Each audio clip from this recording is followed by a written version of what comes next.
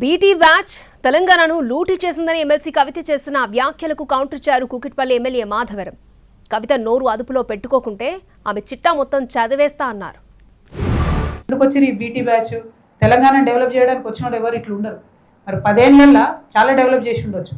ఎందుకు వచ్చిరంటే చెరువుల కోసం, భూముల కోసం, పవర్ కోసం వచ్చి ప్రతి ఒక్కరు ఇప్పుడు నేను చెప్పిన ప్రతి ఒక్క ఎమ్మెల్యే గారు స్థానికంగా చెరువుల కబ్జా, భూముల కబ్జా, ఇక నేను ఎన్ని చెప్పాలి డీటెయిల్స్ చెప్దామంటే భయంకరమైన పరిస్థితి ఉంది.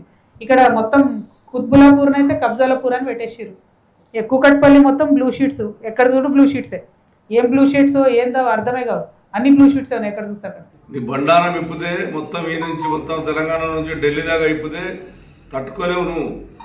ఏ షాప్ వదలలేవు, ఏ బట్ట షాప్ వదలలేవు, ఏ బంగారు షాప్ వదలలేవు. ఇలా మేము కబ్జాదారులమ్మా. బ్లూ సీట్లు కనబడితే వసూలు చేసేదానికి నీకు అలవాటు ఉంది, ఎవరికి అలవాటు లేదు. నీ మీద నిజంగా ముఖ్యమంత్రి గారు కానీ సెంట్రల్ గవర్నమెంట్ కరెక్ట్గా సీరియస్గా తీసుకుంటే నీ సంగతి ఏంటో, నీ మొగోని సంగతి ఏంటో మొత్తం బయటకు వస్తాయి. మంత్రి పదవి ఎంతమందికి అమ్ముకున్నావు? మంత్రి పదవులు తెలియదా మాకు?